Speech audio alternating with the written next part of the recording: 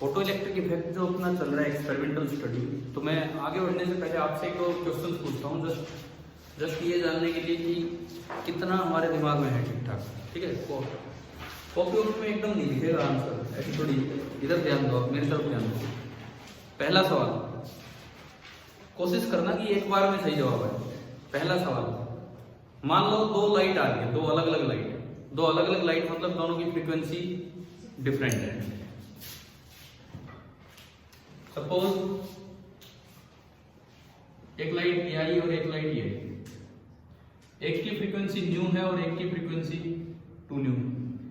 यहां पे intensity I है और यहां पे इंटेंसिटी टू आई। आप मुझे बताओ दोनों इफेक्ट्स में सैचुरेशन करंट ए में ज्यादा होगा कि बी में ज्यादा होगा? सैचुरेशन करंट सैचुरेशन करंट ए में ज्यादा होगा कि बी में ज्यादा होगा? ये है क्या? थोड़ी देर में बस ये चेक कर रहा हूँ कि इतना ध्यान है पीछे की चीजें। इन्होंने कहा सैचुरेशन करंट सेम होगा, बिल्कुल सही जवाब। कैसे? जो सैचुरेशन करंट है वो केवल एक चीज पे डिपेंड करता है, नंबर ऑफ इलेक्ट्रॉन कितने निकल रहे हैं। Number of electron number of photon पे डिपेंड करता है ना।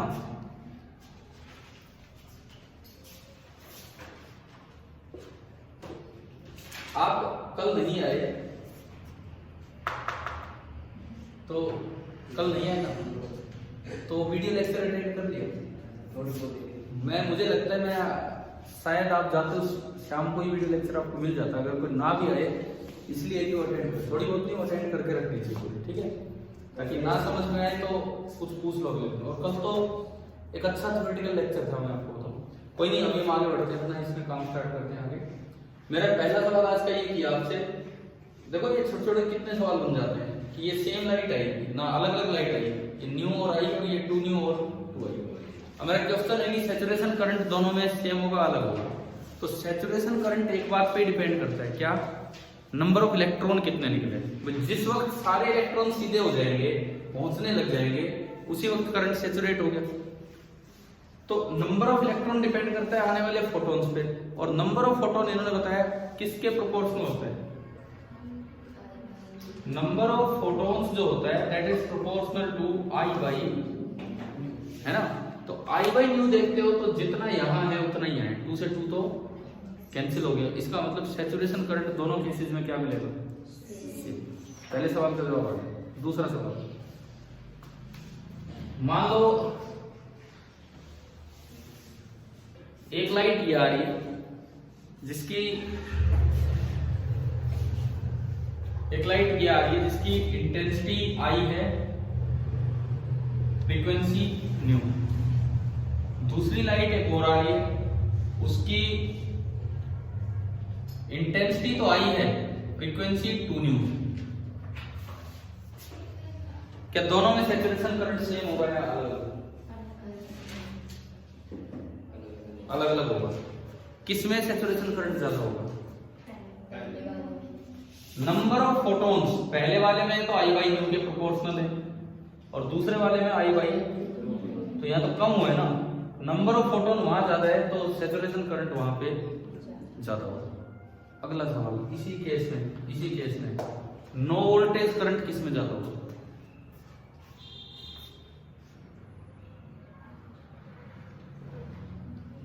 नो वोल्टेज करंट किस में ज्यादा होगा बताओ? आप यार अपनी कॉपी भी देख सकते हो, कल एक ग्राफ भी बनवाया था, देख के बता दो किस में ज्यादा होगा। एक पे लाइट आई जिसकी फ्रीक्वेंसी न्यू है, एक पे लाइट आई जिसकी फ्रीक्वेंसी टू न्यू है। इसकी इंटेंसिटी भी आई है, इसकी भी इंटेंसिटी है। मैंने कह रहा नो वोल्टेज करंट किस में ज्यादा होगा? सेम रहेगा। क्या कल हमने ये वाला ग्राफ नहीं बनाया था? वो ये भी यूं है और दूसरा भी यूं। समझ आया कि नहीं आया? नो वोल्टेज करंट दोनों में क्या होगा? सेम होगा। ठीक है, अगला सवाल, लाइट आ रही है, एक में फ्रीक्वेंसी न्यू है, एक में फ्रीक्वेंसी टू न्यू, लेकिन फोटोन फ्लक्स दोनों में सेम है। फोटोन फ्लक्स मतलब number of photons at time में जो आ रहे हो, है ना। फोटोन फ्लक्स दोनों में सेम है। अब बताओ नो वोल्टेज करंट किस में ज्यादा होगा?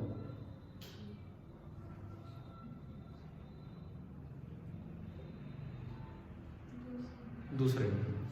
आपने ये कहा कि फोटोन फ्लक्स सेम है, तो हमें अगर कल का ग्राफ अपना ध्यान हो, फोटोन फ्लक्स सेम है तो सैचुरेशन करंट भी क्या होगा? सेम, क्योंकि नंबर ऑफ फोटोन सेम आ रहे हैं।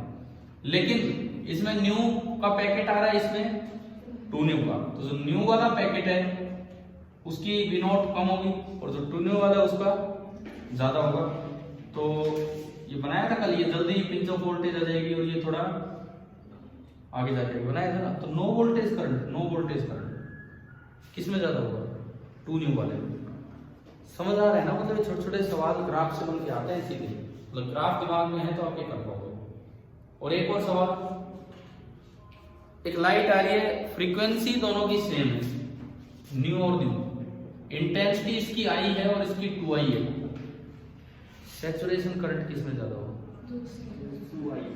क्यों? क्योंकि number of photons 2i by new double है, यहाँ जितने उससे डबल है तो इलेक्ट्रॉन डबल निकलेंगे तो सैचुरेशन करंट भी ज्यादा हो जाएगा। समझ में आ रहा है ना? डबल नहीं मतलब इलेक्ट्रॉन ज्यादा निकलेंगे, ये नहीं कह सकते कि नंबर ऑफ फोटोन डबल हुए तो बिल्कुल डबल ही इलेक्ट्रॉन निकलेंगे, ज्यादा निकलेंगे, क्योंकि फोटोन कई जगह इन्वॉल्व हो जाते हैं, ज्यादा निकलेंगे, लेकिन उससे सैचुरेशन करंट भी क्या होगा? ज्यादा। कट ऑफ पोटेंशियल इसमें किस में ज्यादा होगा? स्टॉपिंग पोटेंशियल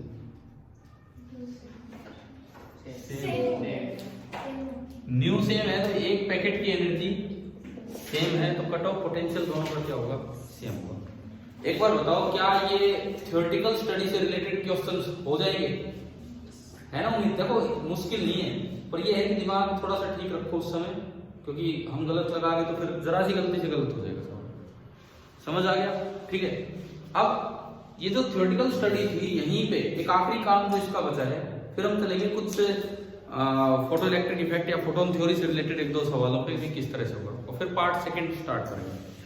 तो इसमें कल शायद ये नहीं हुआ था लिमिटेशंस की, भाई वेव थ्योरी क्यों फेल होगी, ये पॉइंट बचे हुए ना। बोर्ड एग्जाम में सीबीएसई में 3-3 नंबर का एक क्वेश्चन आ गया, 3 ही पॉइंट है इसमें। तो आप अगली हेडिंग अपनी ये डाल सकते हैं,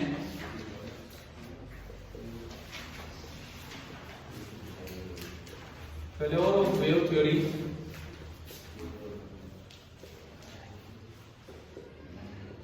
to explain photoelectric effect.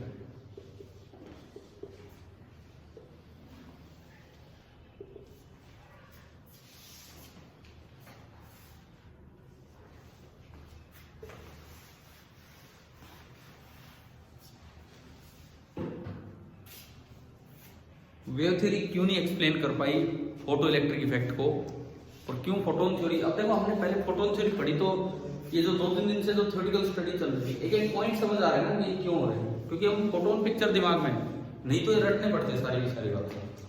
3 बातें इसमें, 3 पॉइंट याद रखना, पहले समझो आप, फिर मैं लिखवा रहा हूं। पहला पॉइंट समझो, फोटोन थ्योरी कहती है कि जो इंटेंसिटी है वो डायरेक्टली प्रोपोर्शनल होती है किसके? एम्पलीट्यूड के स्क्वायर के। और एम्पलीट्यूड तो वेव का एम्पलीट्यूड जो होता है ना, वो कोई डिस्प्लेसमेंट ही नहीं होता। ईएम वेव आई, लाइट एक ईएम वेव है, ईएम वेव आई तो उसका एम्पलीट्यूड है इलेक्ट्रिक फील्ड का ई नॉट, मैग्नेटिक फील्ड का बी नॉट। लिखते हैं हम ईएम वेव, पढ़े पहले कभी, तो ईएम वेव की जो इक्वेशन लिखोगे तो ये जो एम्पलीट्यूड है ये इलेक्ट्रिक फील्ड के स्क्वायर के लेना होगा, तो मतलब इंटेंसिटी जो होगी ई नॉट स्क्वायर पे डिपेंड करेगी। अगर आपने लाइट की इंटेंसिटी बढ़ाई तो इसका मतलब ई नॉट बढ़ा होगा, क्योंकि इंटेंसिटी तो इससे बढ़ती है, इसका मतलब आपने पक्का ई नॉट बढ़ाया होगा। अगर आपने लाइट की इंटेंसिटी बढ़ाई, इसका मतलब आपने ई नॉट बढ़ाया है ना भाई, आगे बात समझ। अगर आपने ई नॉट बढ़ाया, इसका क्या मतलब है? इलेक्ट्रॉन पे जो फोर्स लगेगा वो भाई क्यू इंटू ई होता है फोर्स का फॉर्मूला। जो इलेक्ट्रॉन अंदर बैठा है, जैसे फोटोन आया उसमें फोर्स ज्यादा लगेगा, क्योंकि फोर्स का फॉर्मूला क्या होता है? किसी चार्ज पे जो फोर्स लगता है क्यू इंटू ई। फोर्स ज्यादा लगा तो इसका मतलब इलेक्ट्रॉन ज्यादा एनर्जी के साथ बाहर आना चाहिए, तो जो kinetic energy of emitted electron है वो बढ़नी चाहिए। और अगर वो बढ़ेगी तो स्टॉपिंग पोटेंशियल भी बढ़ेगा, क्योंकि उसको रोकने के लिए जो पोटेंशियल ये मैक्स की मैं बात कर रहा हूँ, तो वी नॉट भी बढ़ना चाहिए।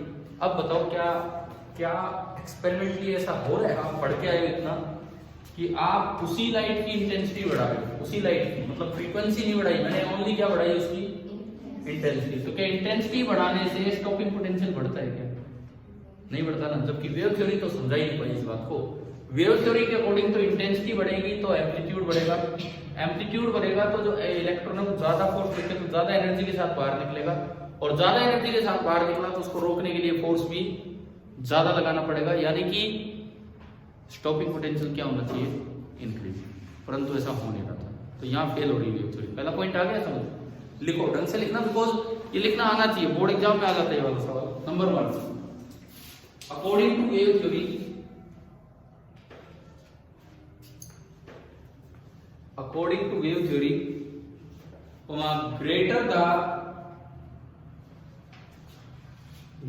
the intensity of radiation,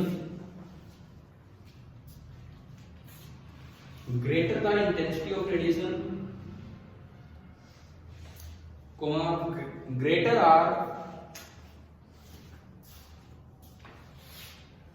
are the amplitudes of E and V. Greater are the amplitudes of E and V. E and V का मतलब समझ रहे हो ना? E वेक्टर लगा लेना एंड V वेक्टर, मतलब इलेक्ट्रिक एंड मैग्नेटिक फील्ड। अगर E और V बढ़ा तो इलेक्ट्रॉन पे लगने वाला फोर्स बढ़ गया। लिख लिया आपने? E और V था, E V magnetic field, E और V मैग्नेटिक। भाई EM वेव, लाइट वेव में ये फील्ड आते हैं ना, इनका ही तो एम्पलीट्यूड लिखते हैं हम यहाँ, समझ गए हो? इलेक्ट्रिक और मैग्नेटिक फील्ड। ये फील्ड ज्यादा है तो फोर्स ज्यादा लगेगा, फोर्स ज्यादा लगने का मतलब है कि इलेक्ट्रॉन को ज्यादा एनर्जी मिलेगी, इट मींस वो ज्यादा एनर्जी के साथ बाहर आएगा, यही बात लिखते हैं। So the greater energy should be absorbed by each electron.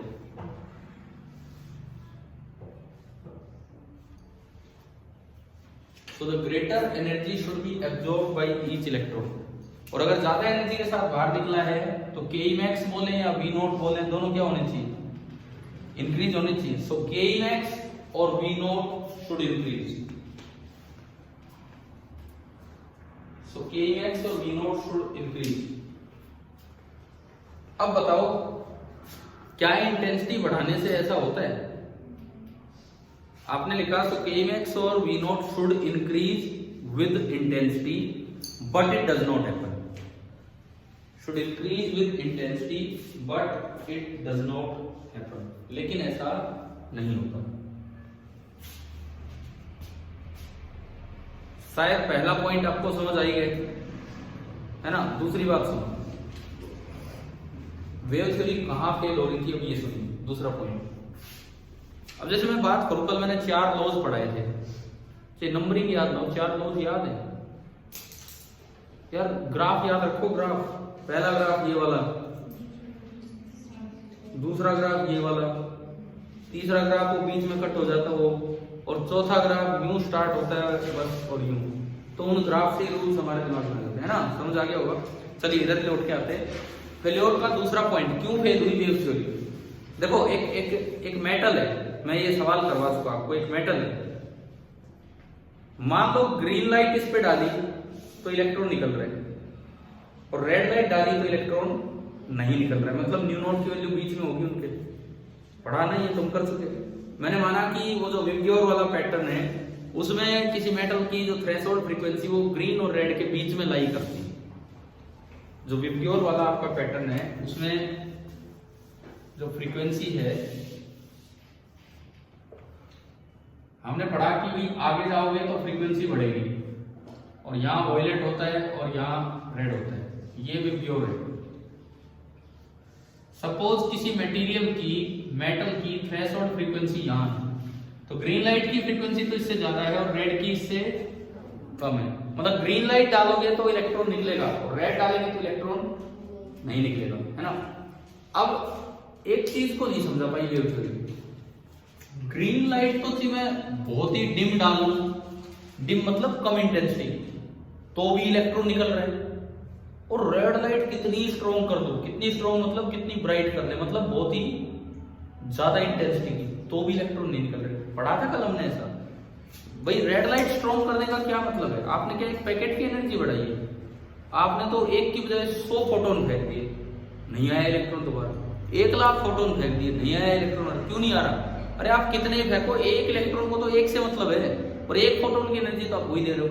तो ये चीज तो वेव थ्योरी बिल्कुल नहीं समझा पाई कि एक बहुत स्ट्रॉन्ग रेड लाइट इलेक्ट्रॉन नहीं निकाल पा रही है, और बहुत डिम ग्रीन लाइट भी क्या निकाल देती है वहां से? इलेक्ट्रॉन। क्योंकि वेव थ्योरी तो कहती है इंटेंसिटी जिसकी ज्यादा एनर्जी उसकी ज्यादा होगी, और इंटेंसिटी जिसकी कम एनर्जी उसकी कम। यही तो है वेव थ्योरी। तो उसके हिसाब से, वेव थ्योरी के हिसाब से, तो एक बहुत स्ट्रॉन्ग रेड लाइट होगी, उसकी इंटेंसिटी ज्यादा है तो उसकी एनर्जी ज्यादा होनी चाहिए। तो यहाँ इलेक्ट्रॉन के निकलने के ज्यादा चांस है, और वहां इलेक्ट्रॉन के निकलने के कम चांस है। मतलब अगर मैं शॉर्ट में बोलूं तो ये जो थ्रेशोल्ड फ्रीक्वेंसी का कॉन्सेप्ट है ना, इसको वेव थ्योरी बिल्कुल भी नहीं समझ पाई। समझ आ गया ये पॉइंट? लिखिए तो आप सेकंड पॉइंट लिखिए। According to wave theory,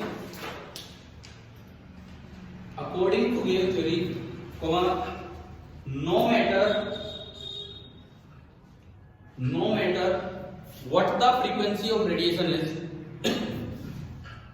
no matter what the frequency of radiation is, चाहे कितनी ही फ्रीक्वेंसी हो, no matter what the frequency of radiation is sufficiently intense light beam,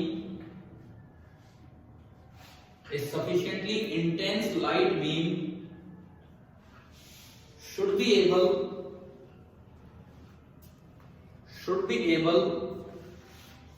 to provide the required energy to the electron. Should be able to provide the required energy to the electron.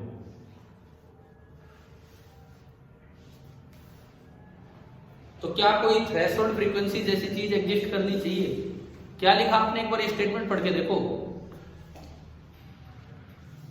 चाहे frequency कुछ भी हो, अगर intensity अच्छी है तो पक्की बात है कि इतनी एनर्जी वो दे के आए इलेक्ट्रॉन को कि इलेक्ट्रॉन बाहर आ जाए वर्क फंक्शन से ज्यादा। So threshold frequency should not exist.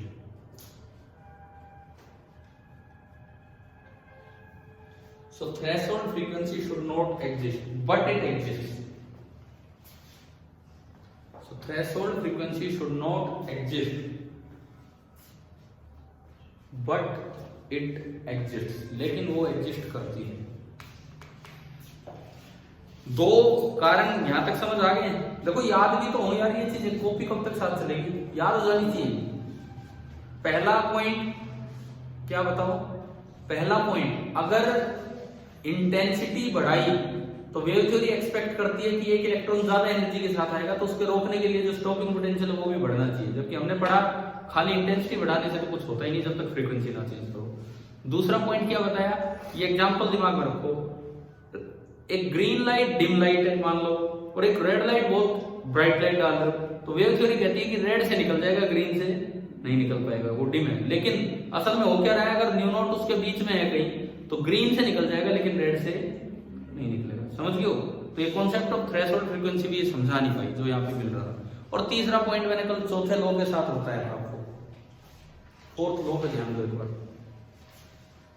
क्या था फोर्थ लॉ? इंस्टेंटेनियस वाला। हाँ अब सुनो, चौथा रूल ये था हमारा, law of electric emission, photo electric emission. चाहे कितनी डिम लाइट डाल लो, लाइट डालते ही 10⁻⁻9 सेकंड भी नहीं लगते इलेक्ट्रॉन को बाहर आने में। पढ़ा था ये हमने। तो वेव थ्योरी कहती है कि लाइट की एनर्जी डिस्ट्रीब्यूटेड फॉर्म में होती है। आप थोड़े से भी इलाके में रोशनी दोगे, इल्यूमिनेशन करोगे, थोड़े से पोर्शन में भी, वहां भी लाखों इलेक्ट्रॉन आ जाएंगे। अब लाखों इलेक्ट्रॉन में वो एनर्जी बटेगी पर यूनिट टाइम, तो जरा जरा सी एनर्जी मिलेगी। वर्क फंक्शन जितनी एनर्जी होने में ही कई घंटे लग जाएंगे। मतलब होना तो ये चाहिए वेव थ्योरी के अकॉर्डिंग कि आप सुबह लाइट डालने लगे हो, दोपहर तक जाके इलेक्ट्रॉन बाहर आने स्टार्ट हो गए। लेकिन हो क्या रहा है कि कितनी डिम लाइट हो, अगर न्यू नॉट से ज्यादा फ्रीक्वेंसी की लाइट है तो डालते ही निकलेगा, अगर निकलना है तो, नहीं तो नहीं निकलेगा। तो ये चीज भी वेव थ्योरी नहीं समझा पा रही, क्योंकि वेव थ्योरी कह रही है कि एनर्जी डिस्ट्रीब्यूटेड फॉर्म में इलेक्ट्रॉन को खुद इकट्ठी करनी पड़ेगी। फोटोन थ्योरी क्या कह रही है? फोटोन थ्योरी कह रही है वो तो पहले से ही क्या बन के आ रहे हैं, पैकेट्स बन के आ रहे हैं, जिनको नाम क्या दिया गया, फोटोन। तो इलेक्ट्रॉन को तो टाइम नहीं लगा एनर्जी इकट्ठी करने में। समझ आया? लिखो तीसरा और आखिरी पॉइंट हम लिख रहे हैं। According to wave theory, according to wave theory, when light falls on a metal surface, according to wave theory, when light falls on a metal surface, जब भी लाइट किसी मेटल सरफेस पे आएगी,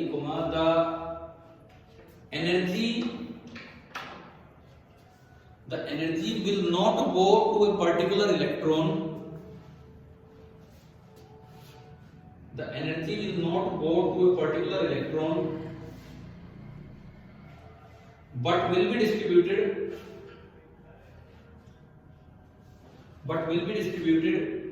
to all the electrons,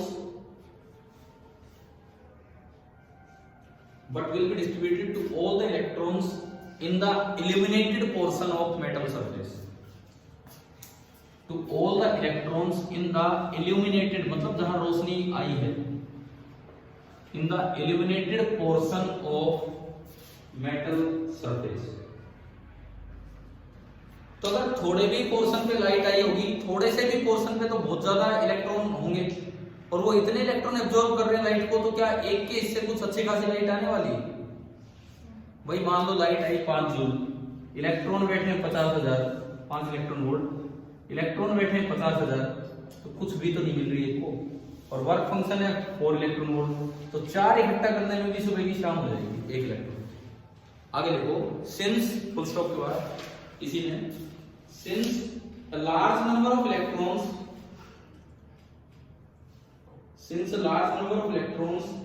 absorb the energy,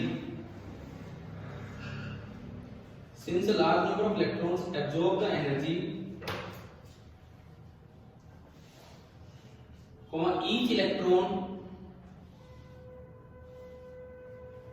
each electron gets a very small energy per unit time.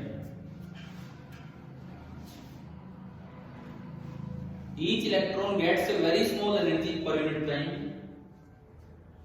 So last line is, so it will take many hours, कई घंटे, so it will take many hours for a single electron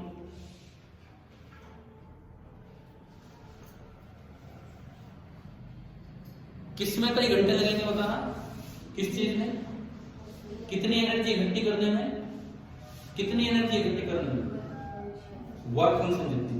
so it will take many hours for a single electron to pick up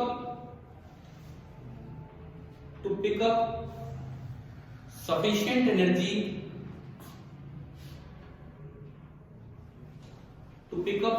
energy, bracket में लिख दो greater than 5 naught, greater का symbol use कर दो, greater than 5 naught मतलब work function से ज्यादा, and come out, इसको कई घंटे लग जाएंगे, but the effect is instantaneous, बस इतना लिख दो इसमें, but the effect is instantaneous, लेकिन ये इफेक्ट तो तुरंत होता है।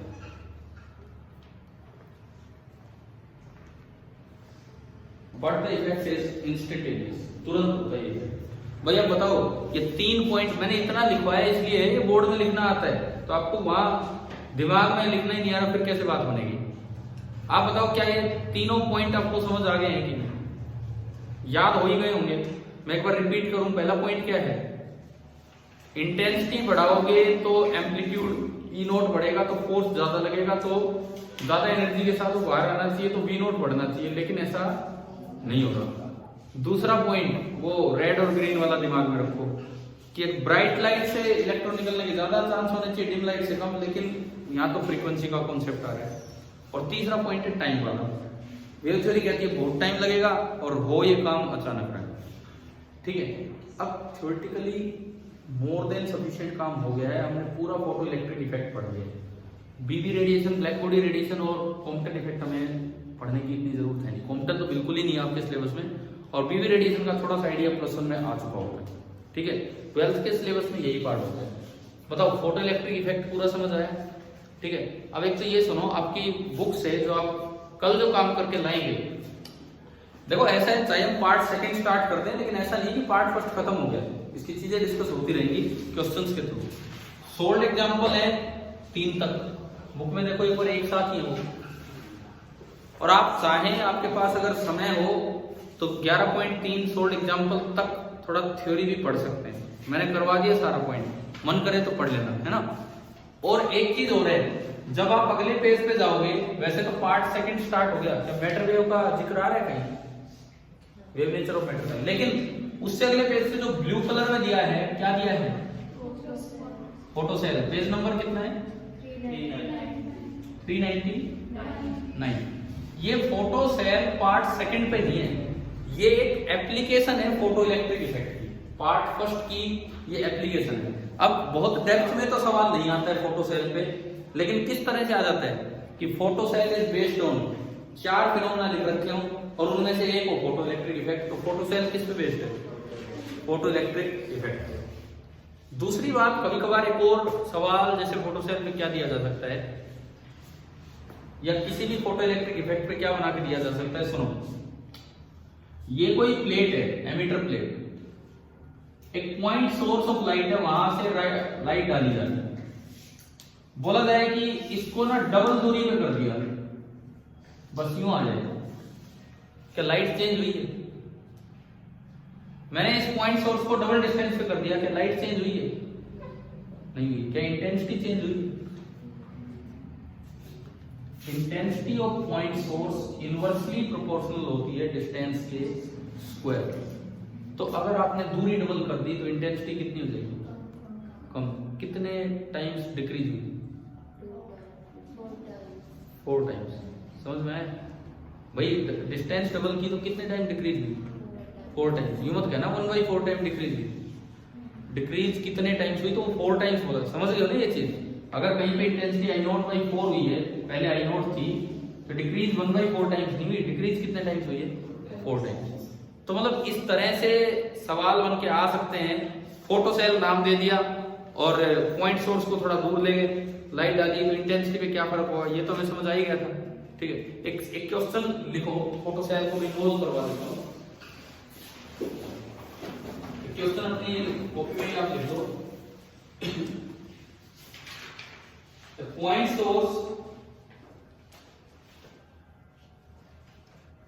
source is illuminating a photocell. The point source is illuminating a photocell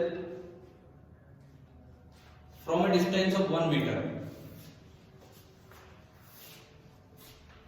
The point source is illuminating a photocell from a distance of 1 meter. ठीक है? When the same source is placed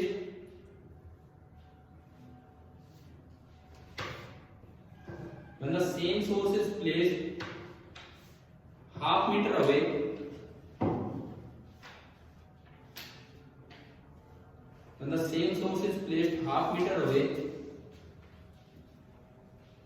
the number of electrons emitted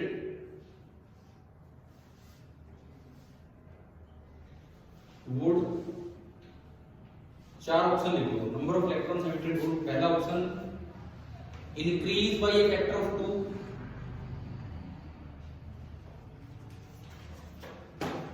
second decrease by a factor of 2,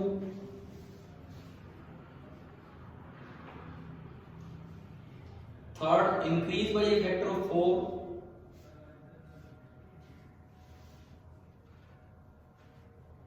fourth decrease by a factor of 4। ये question आया हुआ है, किस exam में आया है मैं बता देता हूं आपको।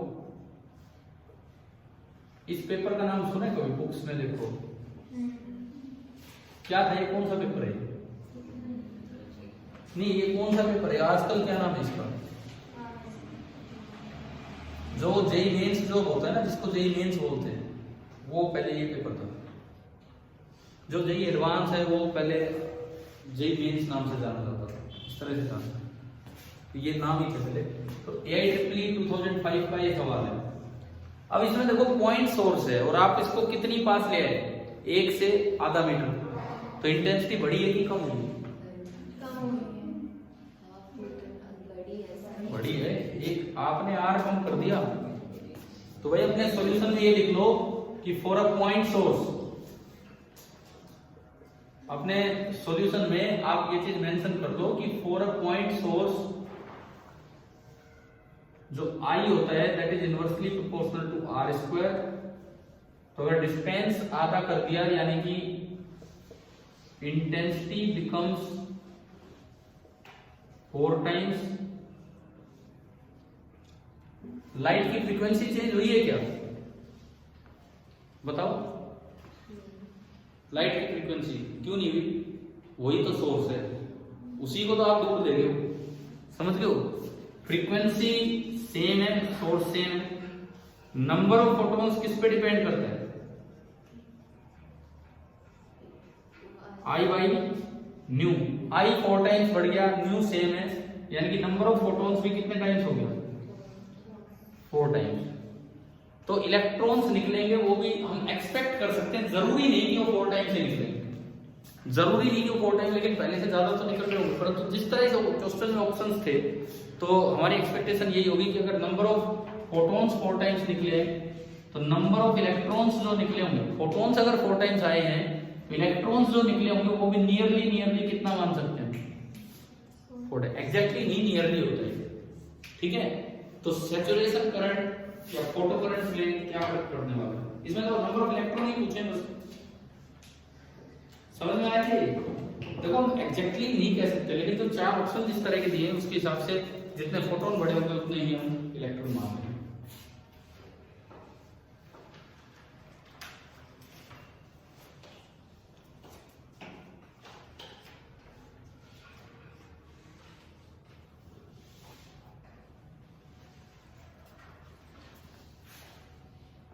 चलो अगर पूछा जाए फोटो सेल क्या है, तो सिंपली बोल दो कि ये टेक्नोलॉजिकल एप्लीकेशन है photoelectric effect, technological application of photo electric effect, ठीक है? फोटो सेल में वही चीज यूज होती है, उसको देखते हैं। एक लास्ट क्वेश्चन लेंगे, फिर हम पार्ट सेकंड स्टार्ट कर रहे हैं। पार्ट फर्स्ट के क्वेश्चन चलते रहेंगे, ऐसी बात नहीं है, हम 2-4 पेजेस भी बीच में छोड़ सकते हैं अपनी कॉपी में, लेकिन अभी तो एक सवाल लेते हैं, फिर उसके बाद हम आगे बढ़ेंगे। फिर हम पार्ट सेकंड पे आएंगे। पार्ट सेकंड कौन सा? वेव नेचर ऑफ मैटर, और वो छोटा पार्ट है, इससे छोटा है, और जो आपकी टेक्स्ट बुक एनसीईआरटी या सीबीएसई सिलेबस के अकॉर्डिंग पार्ट सेकंड पूरा होते ही ये एक यूनिट पूरी हो जाएगी, dual nature of matter and radiation. मान के चलो संडे तक ये यूनिट पूरी हो जाएगी शायद, ये वाली जो यूनिट है, ठीक है? मॉडर्न फिजिक्स की ये जो यूनिट है। एक सवाल लेते हैं, देखिए एक क्वेश्चन, क्योंकि इसके बाद फिर एटम्स आएगा, मॉडर्न फिजिक्स का थर्ड पार्ट है, ठीक है? क्वेश्चन लिखो, hydrogen atom, hydrogen atom moving at a speed v, hydrogen atom moving at a speed v absorbs a photon,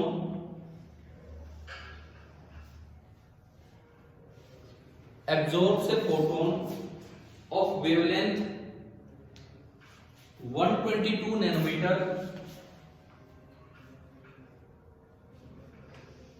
absorbs a photon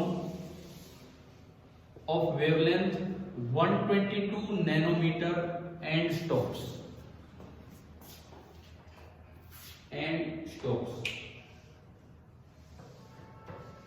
Find the value of V.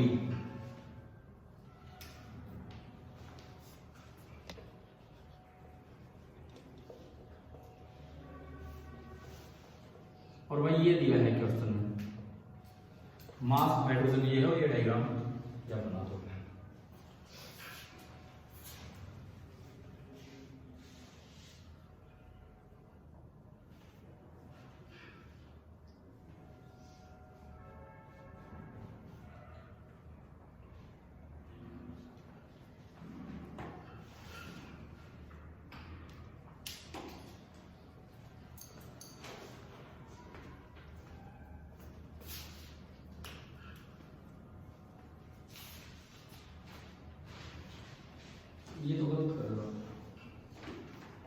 Energy क्यों equate कर रहे हो?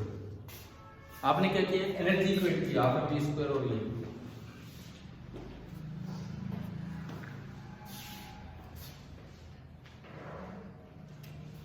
क्या इस सिस्टम पे बाहर से कोई फोर्स लग रहा है? अगर मैं सिस्टम मानूं H एटम प्लस फोटोन, तो क्या इस सिस्टम पे बाहर से कोई फोर्स लगा है क्या? नहीं लगा। ये तो आपस का इंटरेक्शन है इनका जो है। इट मींस F एक्सटर्नल कितना होगा? 0। F एक्सटर्नल अगर 0 है तो जो linear momentum of the system है वो क्या रहता है? कांस्टेंट। पता है ना, बराबर dp/dt न्यूटन लॉ।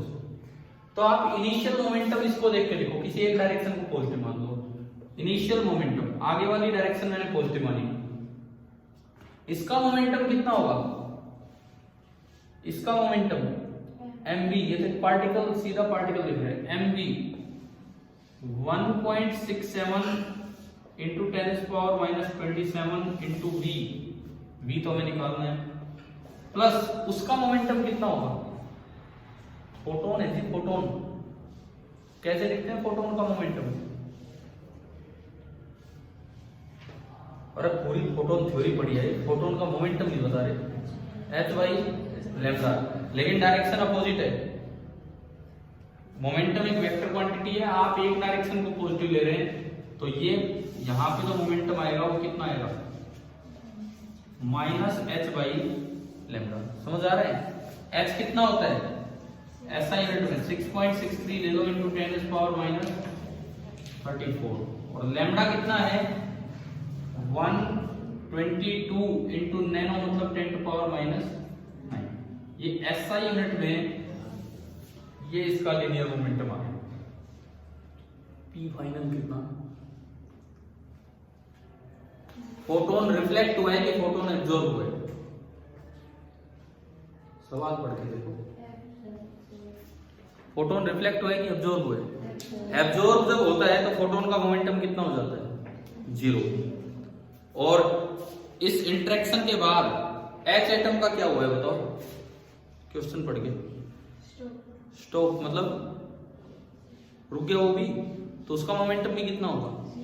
0। समझ में आ रहा है? फोटोन एब्जॉर्ब हो गया, रिफ्लेक्ट नहीं हुआ, तो उसका मोमेंटम 0, और एटम स्टॉप हो गया, इसका मतलब P फाइनल आपका कितना होगा?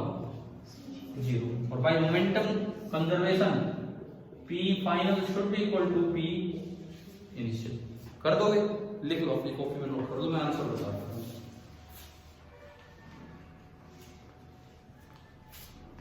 जब आप इसको सोल्व करेंगे, करके देख लेना, तो V नियरली आएगा 3.25 मीटर पर सेकेंड।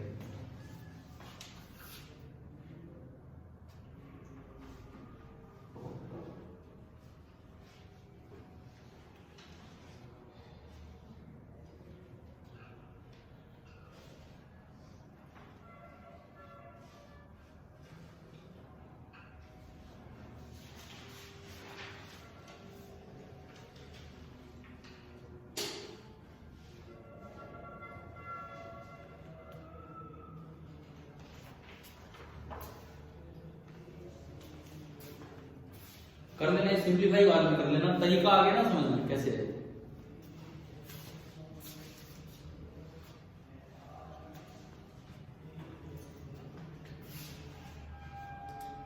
अब एक काम करोगे, 2-3 पेजेस छोड़ दोगे और हम स्टार्ट कर रहे हैं पार्ट सेकंड। ये 2-3 पेजेस भरते रहेंगे, बीच बीच में सवाल होंगे। 2-3 मैं बता ही देता हूँ, आप सभी व्यू तो कितने पेज छोड़ोगे? 3 पेज छोड़ दो, दोनों साइड के 6 हो जाएंगे, बहुत रहेगा इतना काम। ठीक है, 3 पेज छोड़ दीजिए, दोनों साइड 6 पेज हो जाएंगे।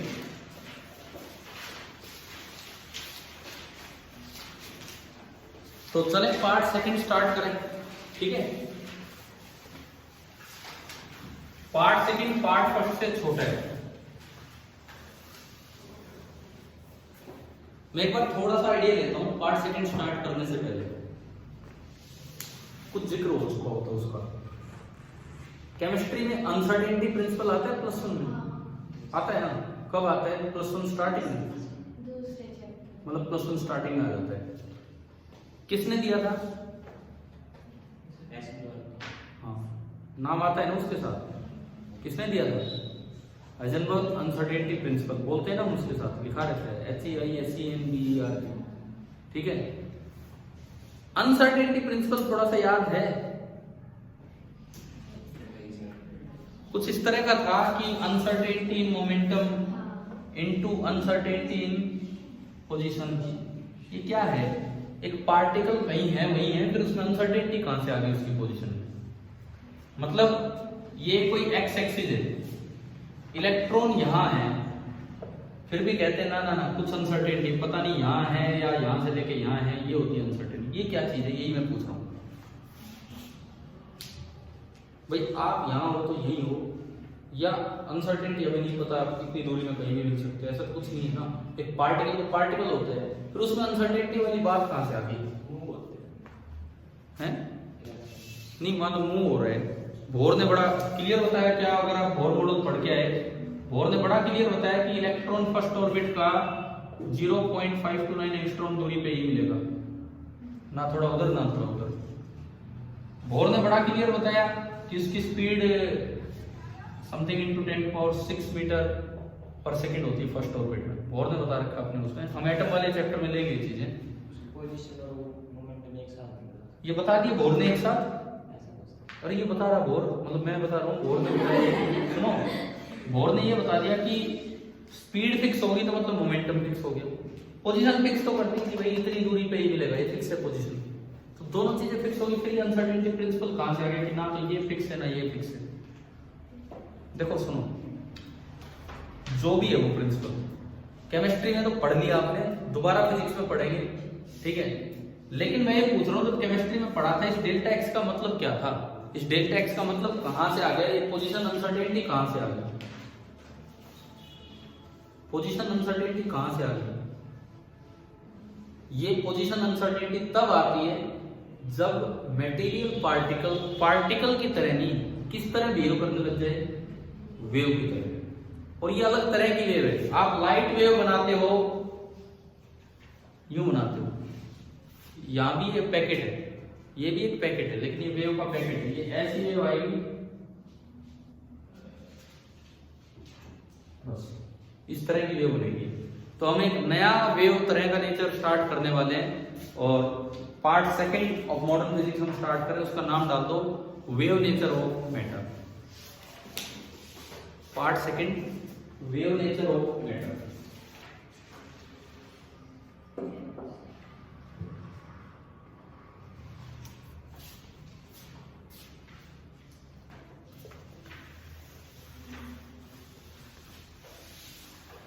देखो हुआ क्या था कि जब 1905 में एल्बर्ट आइंस्टीन ने जब अपनी फोटोन थ्योरी रखी, दुनिया भर का पोजीशन आ गया। आर्य मिलिकन, मैंने एक पॉइंट भी लिखवाया था। आर्य मिलिकन तो इतना भारी अपोज कर रहे थे कि बोले मैं अपने 4-5 साल लगा दूंगा, इसको गलत प्रूव करके रहूंगा। और वो क्या हो, वो सही प्रूव हो गया आइंस्टीन, है ना। उनका इंटेंशन कुछ और था, लेकिन वो सही प्रूव हुए। परंतु फिर भी बहुत साल लग गए, मतलब 10 साल लग गए आइंस्टाइन की बात को एक्सेप्ट करने में। फिर क्या हुआ, 1924 की बात है, एक लड़का कॉलेज में था, उस समय पढ़ रहा था, लगाओ मतलब स्टूडेंट, क्या नाम है उनका?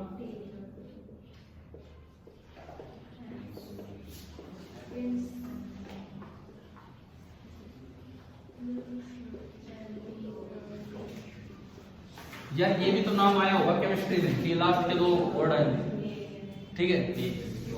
इसको ये मोगली मोगली मत करो, ये बेचारे का नाम तो सही लो। इसकी प्रोनाउंसिएशन ये होती है, किसी भी बुक में पढ़ोगे ना, मैं कोई इनके देश तो गया नहीं जो मुझे पता लगा, मैंने जब भी कोई स्टैंडर्ड बुक पढ़ी है, हर बार जहां इनका नाम आता है पहले ये लिखते हैं कि इसको सही पढ़ना, इसको सही पढ़ना, मतलब ये पढ़ना। क्या पता आपके एनसीईआरटी में भी लिख रखा है। तो आप पढ़ते ही गलत क्यों यार? बोल गलत लो, मतलब लिख तो सही लो, लेकिन बोलो तो अलग तरीके से। वो लिखने की स्पेलिंग ये है, आगे से ना ब्रोगली नहीं बोलना है। इनका नाम क्या है? De Broglie, Prince Louis Victor de Broglie. मैं तो कभी ब्रोगली नहीं बोलता हूँ, तो डी ब्रोय वेवलेंथ ही बोलता हूँ, ठीक है। लेकिन आप बोल बोल के मेरी आदत चेंज मत कर देना, समझ गए ये चीज। डी ब्रॉय बोलना है इसको, आगे से समझ में आया, लिखना ही है। अब इन्होंने एक बड़ा बोल्ड हाइपोथेसिस रखा 1924 में। लोगों ने मतलब ऐसे एक्सेप्ट किया इनकी बात को, बोले भाई क्या जोरदार बात बताई, वाह भाई वाह, इस तरह की बात लगी। क्योंकि इन लोगों को लगा था कि आइंस्टाइन को गलत बोल के 10-10 साल खराब करके और आइंस्टाइन नोबेल प्राइज ले गया। तो एक भी साइंटिस्ट ने डी ब्रॉय की बात को गलत नहीं किया। थीसिस होती है, जब पीएचडी कोई करता है तो अपनी एक थीसिस देनी पड़ती है। आजकल भी पीएचडी कई लोग करते हैं, परंतु वही थीसिस हमें नहीं पता कौन क्या लेके आ रहा है, परंतु ये एक ऐसी थीसिस दी थी, ऐसी थ्योरी दी थी जो आज तक पढ़ाई जा रही है आपको, मतलब इतनी अच्छी थ्योरी थी। और 1924 में बात रखी इन्होंने, अभी आ रहा हूं मैं किस बात पे। 1927 में ये प्रूव भी होगी एक्सपेरिमेंट करके, Davisson Germer, Clinton Davisson and Lester Germer, दो साइंटिस्ट थे जिन्होंने प्रूव कर दिया। 1928 में एक और साइंटिस्ट ने प्रूव कर दी, अभी आएंगे। लेकिन पहली बात ये करें कि ये थ्योरी क्या थी, क्या था इनका पॉइंट। पहले सुनो आप, मैं कुछ लिखवाऊंगा उसके बाद, या एक काम करते हैं हम पहले एक लाइन लिख लेते हैं, बुक को छोड़ो थोड़ी देर के लिए। इधर देखो, आपने हेडिंग डाली वेव नेचर ऑफ मैटर, शुरुआत इनके नाम से ही कर दो, मतलब मैं लाइन लिखवा दूंगा अभी इन्होंने ये बताया। लिखो, Prince Louis Victor de Broglie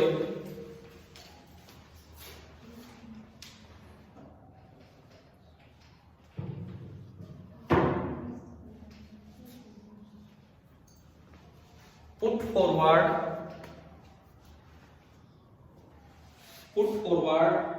a bold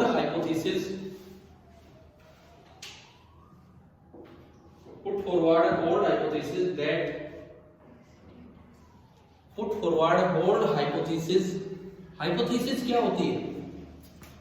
hypothesis किसे बोलते हैं हम? जिसका प्रूफ नहीं है, हिम्मत है तो गलत प्रूव कर दो, है ना, वो है हाइपोथेसिस। समझ गए? जो एक्सपेरिमेंट की टेस्ट की जाती है। Put forward a bold hypothesis that moving particles of matter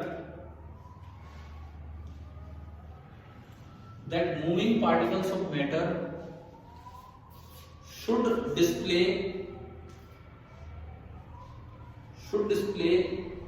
wave-like properties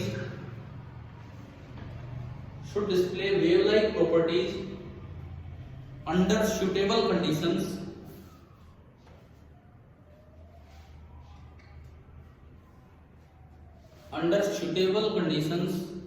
because, मैं एक बार लाइन लिखवा देता हूं फिर समझाऊंगा ये।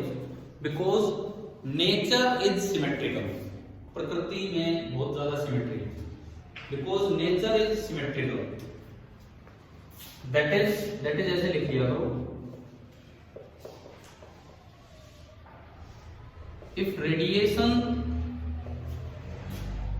shows dual nature,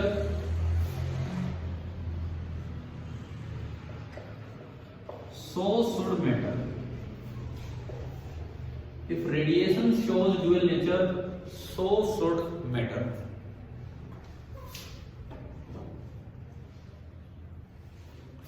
अब इनकी हाइपोथेसिस क्या हो? एक्चुअली इन्होंने बात तो यार छोटी सी सोची थी। इन्होंने कहा कि नेचर में बहुत ज्यादा सिमेट्री है, नेचर में बहुत ज्यादा सिमेट्री है। आप अपना चेहरा देख लो, क्या भगवान ने दोनों कान एक साइड लगा रखे हैं? क्या पूरा चेहरा सिमेट्रिकल बनाया है कि नहीं?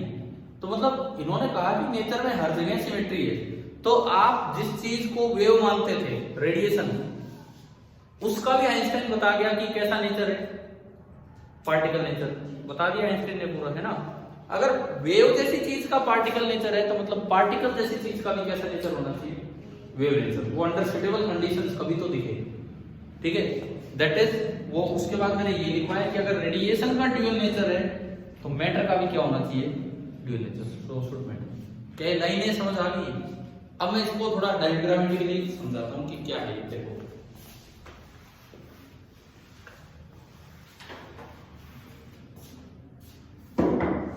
अब अगर हम डायग्रामेटिकली चले इस पे, सबसे पहले मैं डायग्राम बनाता हूं आइंस्टाइन की थ्योरी का। थोड़ा ध्यान दो इस पे, चाहे एक पार्ट हम फिनिश करके आए, लेकिन अब देखिए कभी से। आइंस्टाइन ने क्या बताया कि एक जो सिंपल रेडिएशन है, ऐसी होती है रेडिएशन, वेव की तरह होती है वो, वेव की तरह है, तो ना उसका कोई मोमेंटम था, ना उसकी कोई एनर्जी जैसी अलग से चीज थी, वो इंटेंसिटी से निकलती थी। और इसके बारे में दो चीजें थी, क्या, न्यू और लैम्डा। और ये आगे चलती है सी स्पीड से।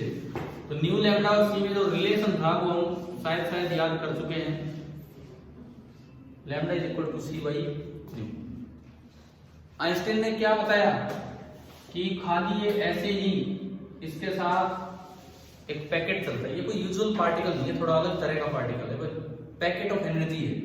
और इसको नाम क्या दिया गया, मैंने बताया था, नाम तो बहुत लेट दिया गया है ना। सारी थ्योरी वाली बाद में नाम आया, पहले पता नहीं क्या बोलते, पैकेट ही बोलते थे, क्या बोलते थे, क्वांटम बोलते थे।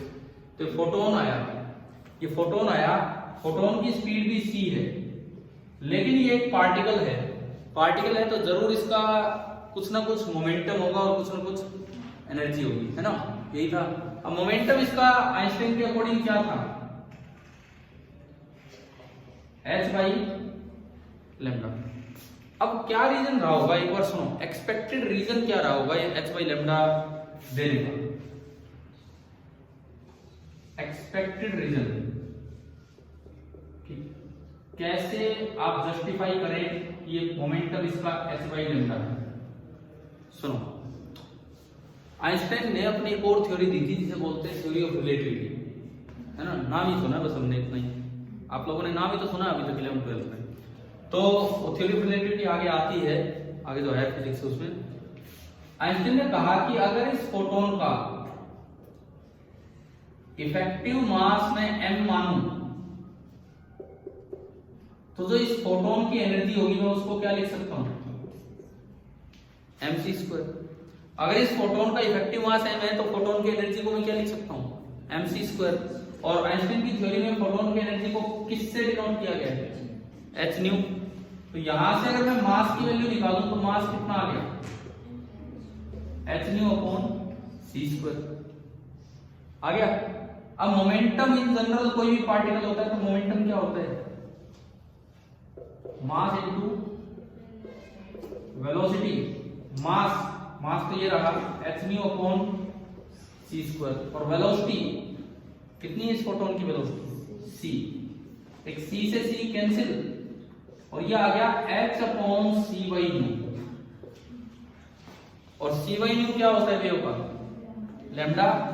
तो ये एक एक्सपेक्टेड, कोई बहुत भी अच्छा रीजन नहीं है, लोगों ने अपने आप ही बनाने के लिए ऐसे सोचा होगा, ऐसे कैसे सोचा होगा कोई बात नहीं, लेकिन मे भी ये तो एक हाइपोथेसिस है, लेकिन इस तरह से ही आया। आप बताओ फोटोन का मोमेंटम कैसे क्या है, वो अभी थ्योरी हम पढ़ के अब एक रीजन भी आ गया आपके सामने, ठीक है। इसी तरह से डी ब्रोय ने अपनी बात रखी, और क्या रखी वो भी सुनते हैं। डी ब्रोय ने कहा कि एक कोई मूविंग पार्टिकल है,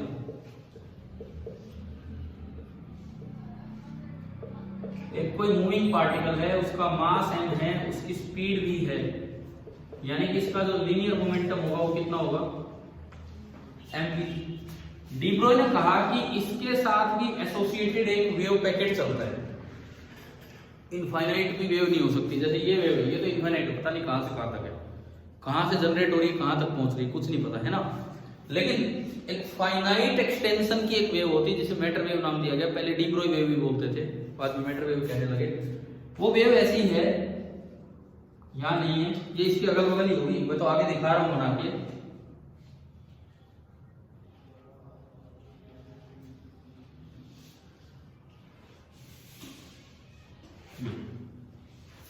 ये वेव है, पार्टिकल आगे जा रही है तो ये वेव भी, पार्टिकल आगे जा रहा है तो ये वेव भी आगे चल रही होगी, कितनी स्पीड से, ये तो इसके साथ साथ रहनी है, अलग नहीं चल सकती। पार्टिकल यहाँ है, इसका मतलब इसकी वेव भी इसके इर्द गिर्द है, ठीक है।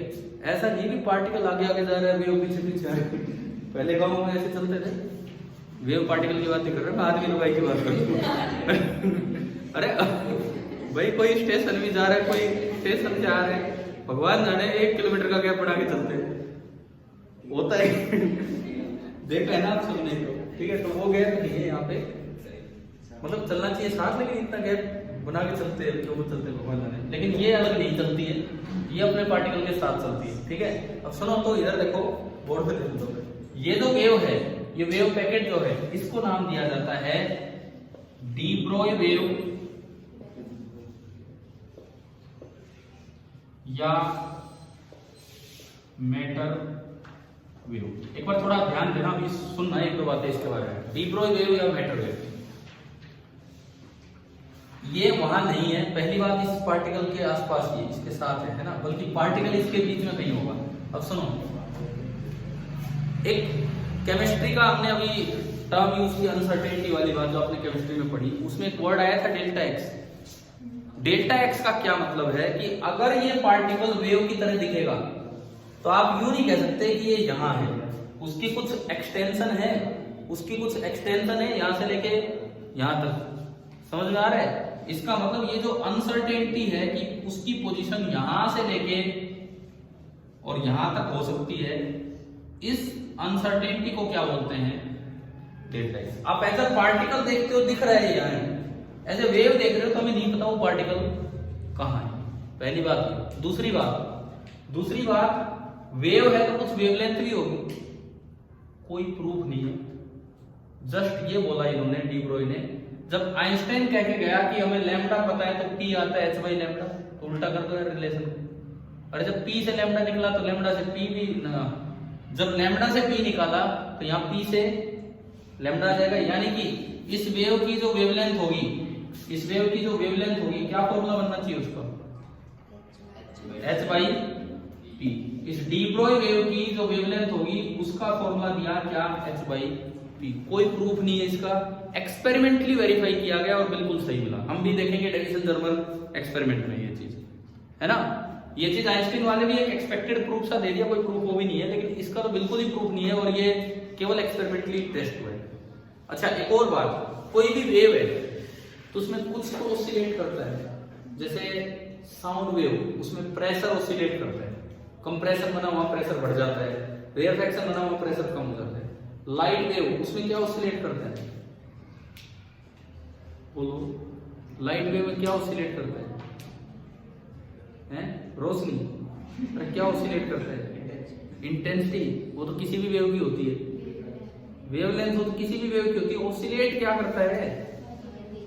Electric and magnetic. पार्टिकल कहां से? लाइट वेव तो वैक्यूम में चल के आ जाती है।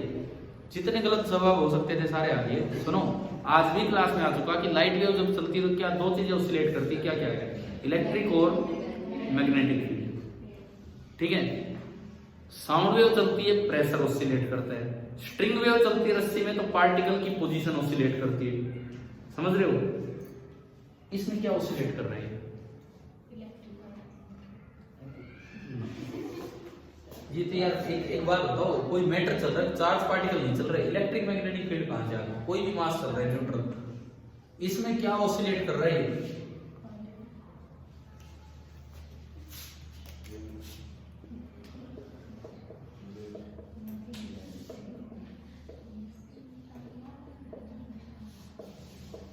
Nothing is oscillating, nothing is oscillation. मतलब कोई एक भी ऐसी चीज नहीं है जो ऑसिलेट कर रही है। ठीक है। फिर ये है क्या? इसको समझो, आप इसको समझो ढंग से क्या है। फिर ये है क्या चीज? ये वेव किस नाम की है? अगर ऐसे दिखाया, कुछ भी है ये, ऐसा नहीं है कुछ भी नहीं है, नहीं तो फिर किस बात की वेव? ये क्या चीज है? ये ना एक मैथमेटिकल तरीका है जो ये बताता है कि पार्टिकल के कहां पाए जाने की प्रोबेबिलिटी, संभावना ज्यादा है। जहां पे आप इसको ज्यादा एम्पलीट्यूड दे रहे हो वहां पार्टिकल के पाए जाने के चांस ज्यादा है, और जहां कम एम्पलीट्यूड दे रहे हो वहां पार्टिकल के पाए जाने के चांस कम है। जैसे सुनो, मान लो आपका घर है भाई, मैं एज ए पार्टिकल आपको देख पाऊं तो इसका मतलब मैं एग्जैक्ट आपको लोकेट कर पाऊं। मैं एज ए वेव अगर आपको देख रहा हूं, ये भी हम पढ़ेंगे कि कब वो एज ए पार्टिकल बिहेव करेगा और कब एज ए वेव। लेकिन अगर मैं एज ए वेव आपको देख पा रहा हूं तो मुझे आपकी एग्जैक्ट पोजीशन नहीं पता, मुझे बस आपका घर दिख रहा है भाई, इस बाउंड्री से लेकर इस बाउंड्री तक आप कहीं हो, मुझे ये पता है। सुनो, सबसे ज्यादा संभावना, सपोज ये आपका बेडरूम है, अगर अलग है तो घर में इस तरह से, भाई बेडरूम में पाए जाने की सबसे ज्यादा संभावना है क्योंकि आप सोते रहते हो। ठीक है। मान लो एक कोई स्टडी रूम अलग बना रखा है, कभी कभार उसमें भी चले जाते हो। ठीक है। कभी कभार नहा भी लेते हो, तो ये अपना वॉशरूम हो गया जो भी है ना। तो मतलब हमारे कहाँ पाए जाने के चांसेस ज्यादा हैं, यहाँ पाए जाने के चांसेस इस समय ज्यादा हैं, यहाँ कम है, यहाँ और कम है। मतलब ये जो एम्पलीट्यूड हो रहा है, इसमें जो भी चीज चेंज हो रही है वो केवल एक चीज दर्शाती है कि पार्टिकल अगर ऐसे पार्टिकल दिखेगा तो वो कहाँ पाए जाने के चांसेस सबसे ज्यादा है। समझ में आ रही है? मैटर वेव एक बहुत अलग तरह की वेव है जो हम आगे पढ़ेंगे इसमें। और ये पूरी हाइपोथेसिस थी। अब बताओ क्या ये दोनों पॉइंट समझ आ गए हैं कि नहीं, क्या था? ठीक है, नंबर 1 आप दोनों ही बना लो, ज्यादा अच्छा रहेगा कि पहले तो आइंस्टीन वाला काम करो।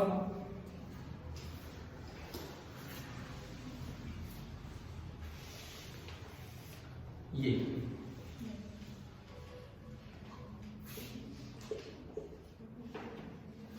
और फिर यहीं से इन्होंने अंदाजा लगाया और ये लास्ट में मैं लिखूंगा लैम्डा इक्वल टू h/p, अभी नहीं, इसके साथ अगर आप ये काम कर लेते हैं।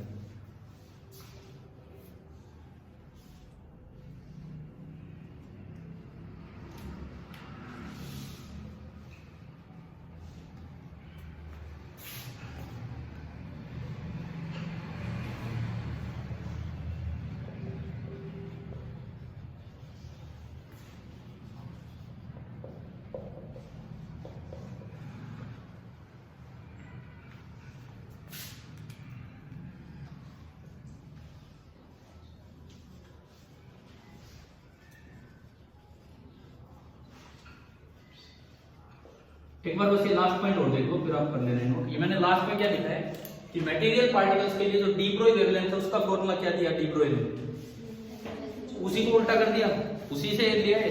यहाँ P पहले से पता है, लैम्डा हमें मैथमेटिकली निकालना है, h/p। इसका प्रूफ नहीं है, क्या लिखा ब्रैकेट में, टेस्टेड ओनली बाई एक्सपेरिमेंट से वेवलेंथ मेजर की गई तो ये फॉर्मूला सही आ रहा। ठीक है, कल हम इससे आगे इसको कंटिन्यू करेंगे।